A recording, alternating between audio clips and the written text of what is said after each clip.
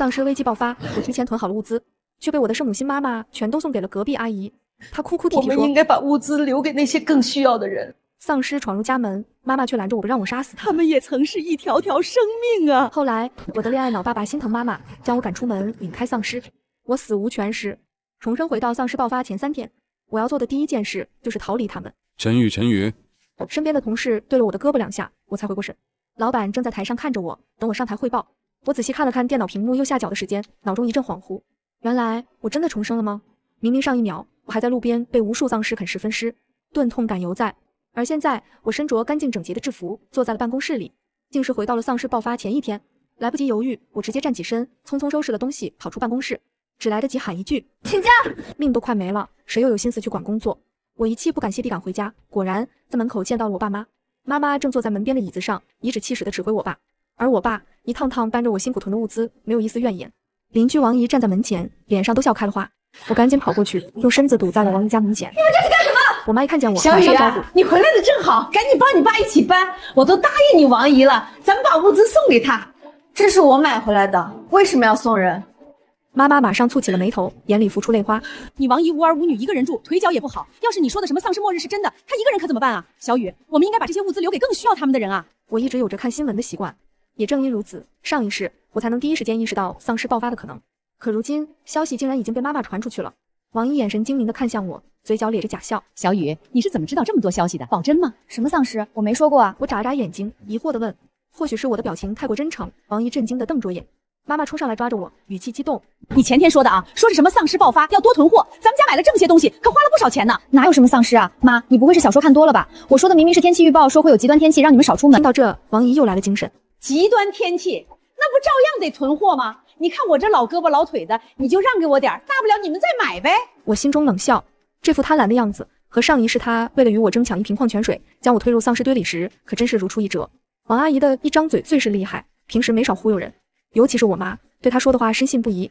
之前她哄骗我妈拿1万块退休金买下了所谓包治百病的神药，我妈吃了后上吐下泻，住了3周院。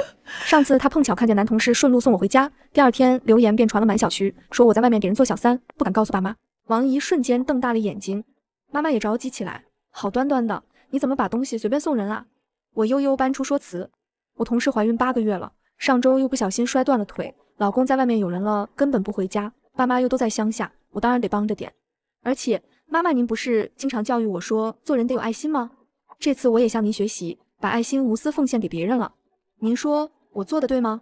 这下妈妈支吾半天没声了，毕竟她经常以献爱心的名义将我的新买的首饰衣服送出去，自然反驳不了。刚好我叫的搬家公司也到了，我指挥着工人将我自己的东西和囤的所有物资都搬上了车。妈妈在一边急得直哭，却又没理由阻拦。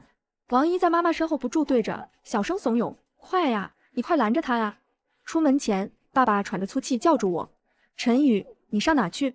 你看你妈妈都被你气哭了，养了你这么个白眼狼，我真是后悔。”他心疼地揽着妈妈，给她擦着眼泪。看着这个杀害过我一次的杀人凶手，我心中发凉的同时，又感到一丝释然。当然是去照顾病人了，毕竟不是每个人都像妈妈这么好命，有个这么疼她爱她的好老公，爱到就连自己的亲生女儿的性命都可以不顾。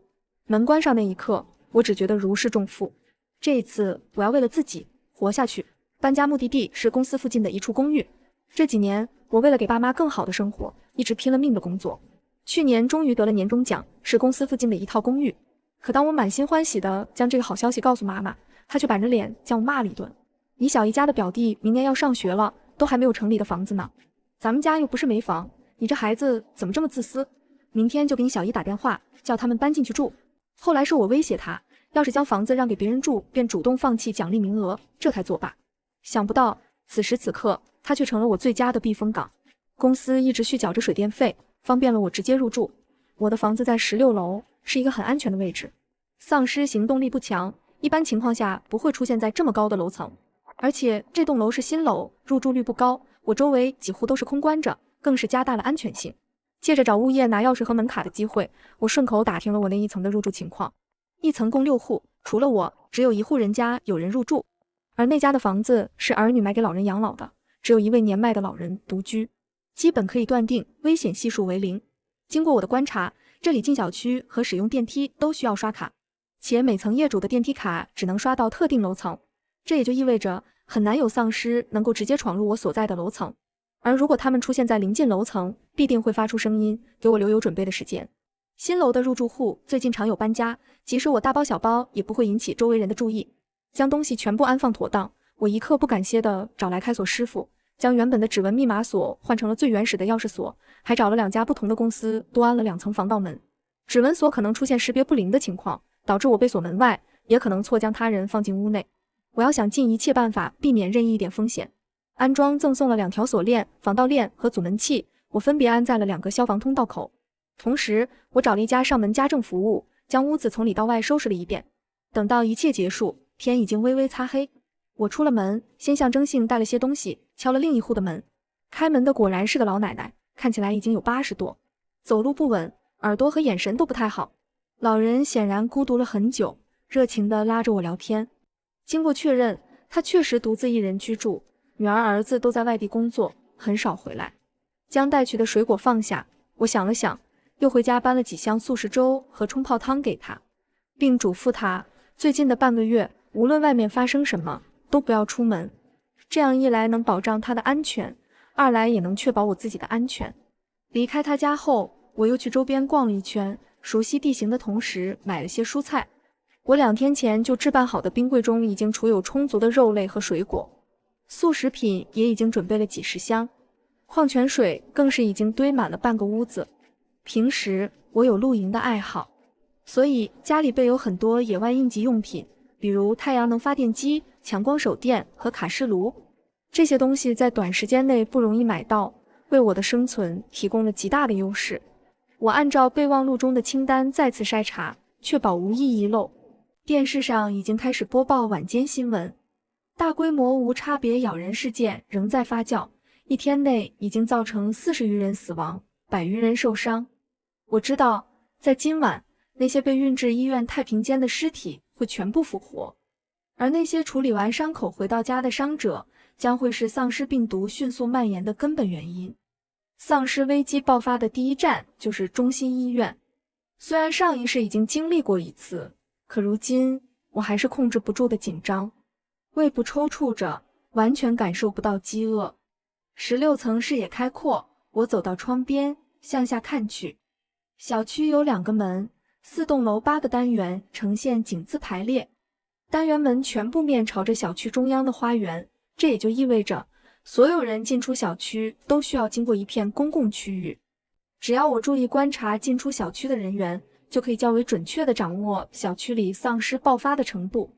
这时，我的手机响了，是业主群里有人发言：11504，大家看新闻了吗？最近的咬人事件，我怎么觉得这话将近未尽？很快，群里有人回应：可能是我阴谋论了，但我怎么感觉这不像是什么传染病？你们是不是想说丧尸？其实我也觉得。11302，我看你们是太闲了，21世纪了，居然还有人相信这世界上有丧尸。11302，不过是某种动物身上携带的未知病毒罢了，大惊小怪。很快有人反问：你怎么知道？302那人语气很得意：我老公就在中心医院工作，我当然了解内幕了。此话一出，群里再没人发言。犹豫再三，我还是在群里发了一条消息。我看这事没那么简单，否则流言漫天，为什么没有专业人士出来辟谣，而是一味打压舆论呢？总之小心为妙，大家最近都尽量少出门吧。我的话得到了很多人的赞同。我赞同，小心一点总是没错。不管是什么丧尸还是病毒，咱们都躲着点吧。我刚刚松了口气，这时我的手机铃声突然响起。小雨，你住哪栋啊？我在你楼下。电话那头传来一阵不耐烦的吵闹。妈，他到底什么时候下来接我们啊？累死了。我瞬间认出那是我小姨和表弟的声音。从窗户向外看去，果然有2个人影正站在花园中四处张望。没有回答，我直接挂断了电话，打给了我妈。是你把我房子的地址告诉表弟他们的吧？电话那边，妈妈的语气理所当然：是啊，他们大老远跑来不容易，你一定好好接待人家。我气到双手颤抖，那你怎么不自己招待？那边的声音换成了我爸，怎么跟你妈妈说话的？我们俩这么大岁数了，你还让我们去招待？早知道我还不如不养你。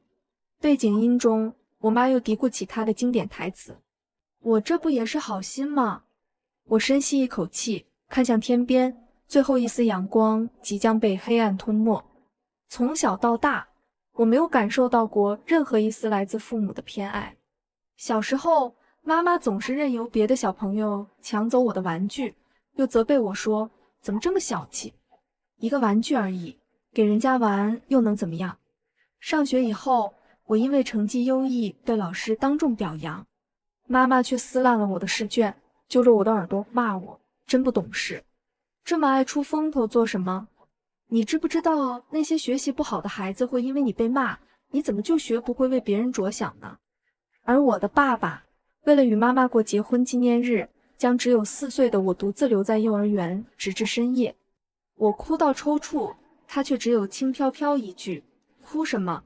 这不是没事吗？我曾经交的男朋友第一次来我家时帮我妈洗碗，不小心碰到了我妈的手，我爸非说他是心怀不轨，将人打了一顿，又强迫我跟他分手。这些年，我似乎渐渐习惯了不被爱是什么滋味，以至于上一世被他亲手推向丧尸堆也并不意外。这样的父母没有也罢。我告诉你们，你们自己惹来的麻烦自己收场。从今以后，我跟你们再也没关系。我给保安打了电话，告诉他楼下有2个不是小区业主的可疑人士。很快，花园中一阵大声争吵，之后表弟和保安扭打在一起，又很快被制服，2个人都被赶出了小区门。电话一个接一个的打来，我直接将他拉入了黑名单。天彻底黑了，我打开业主群，时刻关注着消息。很快有消息弹出，我老公今天受伤了，我怎么感觉他好像不太对劲？群里还有没有其他伤者？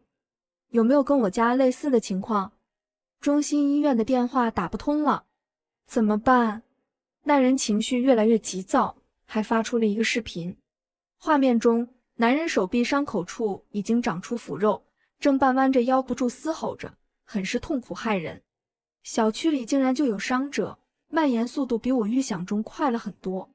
但好在他并不住在我住的1单元，而是在对面的6单元。我悄悄出了门，将2处消防通道门上的阻门器和防盗链都安好，又轻手轻脚地回了房间。我将耳朵贴在门上仔细听着。在我之后，楼下楼上也陆续传来开门声，大概是有人按捺不住出来查看情况。而之前在业主群里求助的女人再也没有了动静。闪电划破天边的乌云，紧接着是低沉的雷声，混杂着远处传来的微弱的尖叫声，还有已经不属于人类的嘶吼声。周围住户全部窗帘紧闭，但我知道一层层厚重窗帘背后正有着数百双和我一样正暗中观察的眼睛。雨滴落下来，在窗上划出水痕。模糊中，对面某扇窗户被打开，一个女人探出半个身子，撕心裂肺地喊着。不到2秒，她像是从身后被什么东西拖了进去，血肉迸溅出来，又立刻被大雨冲刷得无影无踪。电视机在我身后响着，被无限延长的新闻节目不断更新着伤亡人数。然后一阵混乱，主持人突然神色惊恐地看向一个方向，节目戛然而止，紧接着换成了一部轻松搞笑的电视剧。我打开手机，所有群聊消息中，众人争先恐后打着问号，还有很多人不知从哪句话之后就再也没有出现过。从工作群里我得知，城东和城北的情况更为糟糕，我所处的城西情况还算好的，但我知道真正的爆发还远远不止于此。要活下去还有很长的路。我强迫自己吃了顿简单的晚饭，就回到卧室躺下。走廊里不断有奔跑声响起，大概是终于有人反应过来要去囤货了。我闭上眼睡了个好觉。天蒙蒙亮时，一声尖利的惨叫将我吵醒。我来到客厅，向外看去。不过一夜，小区中原本的安谧氛围已经成了死寂。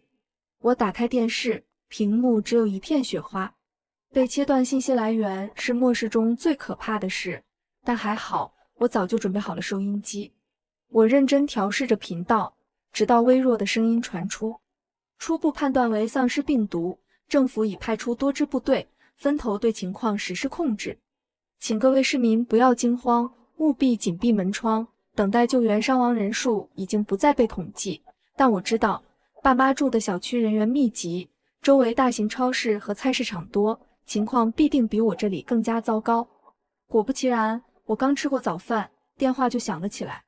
妈妈哭得仿佛受了天大的委屈一般。小雨啊，你总不能真的不管我们吧？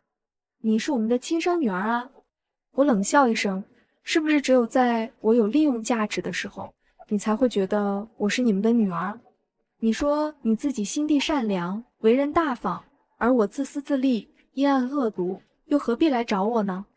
你帮助过的人那么多，总有人愿意帮你。小雨，妈妈真的知道错了。那些人根本不愿意帮我和你爸，就连一点菜都不愿意给。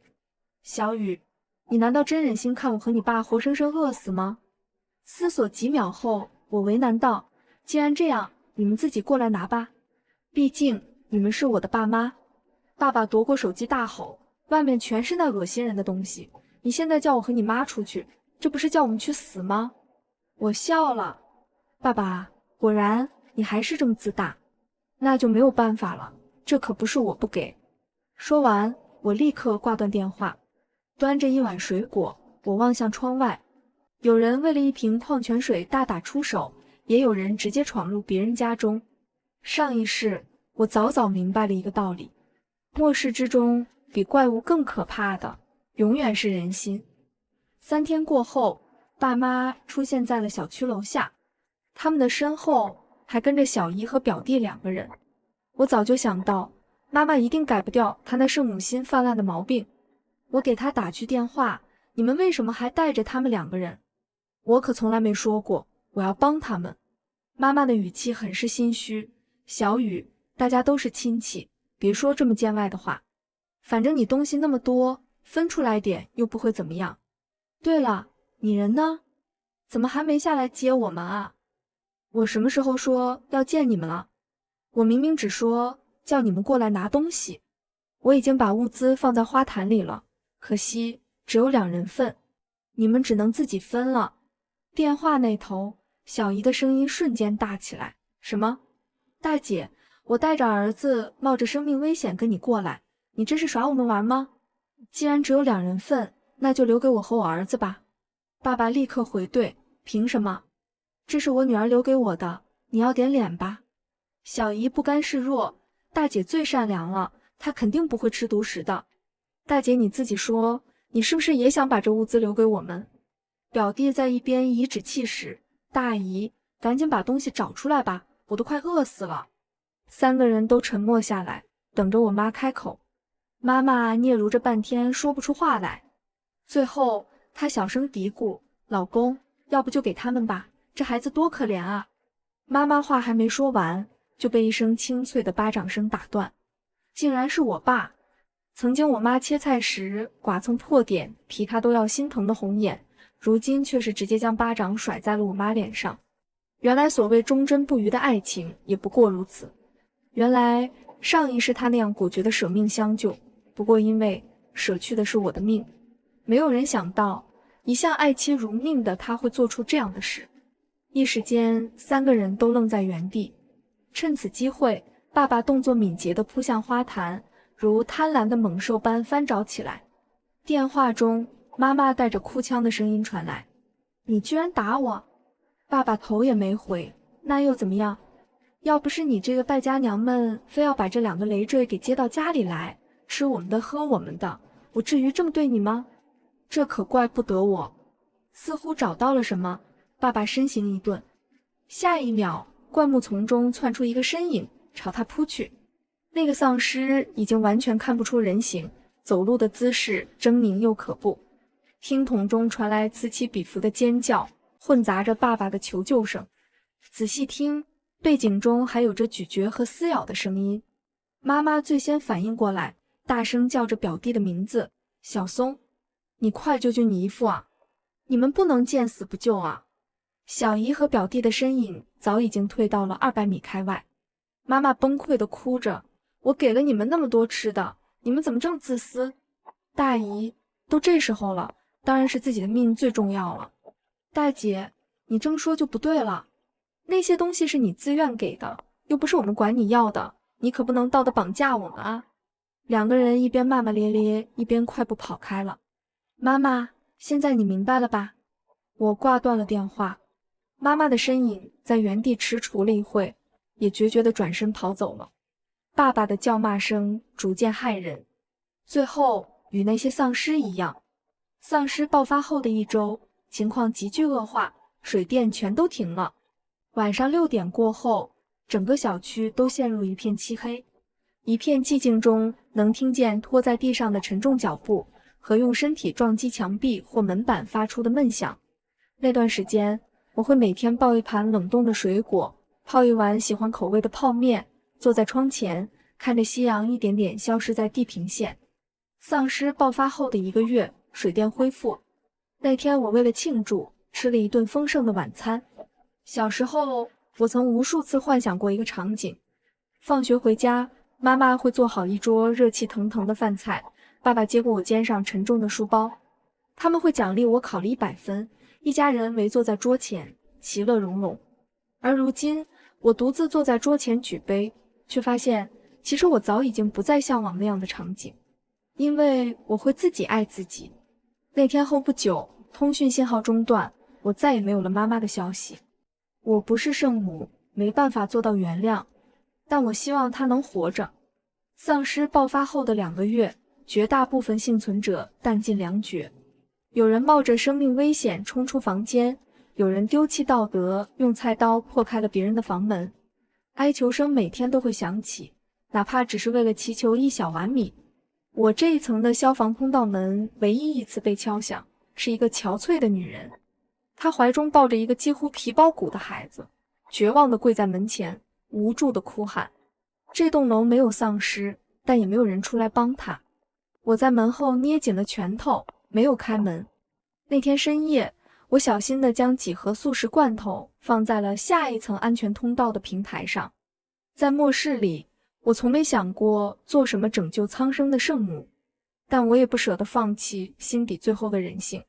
跳动的心脏和滚烫的血液，是我与外面那些行尸走肉最本质的区别。丧尸爆发后3个月，信号恢复。电视中，新闻节目换了主持人，脸上扬着笑播报新闻。在多方共同努力下，我市大规模丧尸事件已经得到初步控制。近期，政府将派出直升机对幸存人员逐步展开救援，请各位居民留意最新消息，坚持到底。3天后的清晨，窗外传来巨大的桨叶声。我跑到窗前，打开窗，抓住了直升机垂下的绳索。粗粝的麻绳磨得手心生疼，我却从未如此真切地感受到生命的鲜活。狭窄的机舱中，陌生人互相抱在一起，失声痛哭。我被几双有力的手拉上去，身上被裹上毯子，怀里被塞满了食物和热水。人群中，我看见一个苍老而熟悉的身影，他瘦了一些，精神看上去还不错，浑浊的双眼努力地看清我，无声地朝我说着谢谢。直升机刚要掉头离开，一个身影吸引了众人注意。那人披散的头发，身上的衣物已经成了碎布条挂在身上，正站在楼顶，拼命地朝天上挥着手。驾驶员谨慎地降低了一点高度，仔细辨认那究竟是一个人还是丧尸。看清那人的脸的瞬间，我心脏一紧。显然他也看见了我，情绪变得更加激动，不住叫着小雨小雨。那竟然是我妈，她还活着。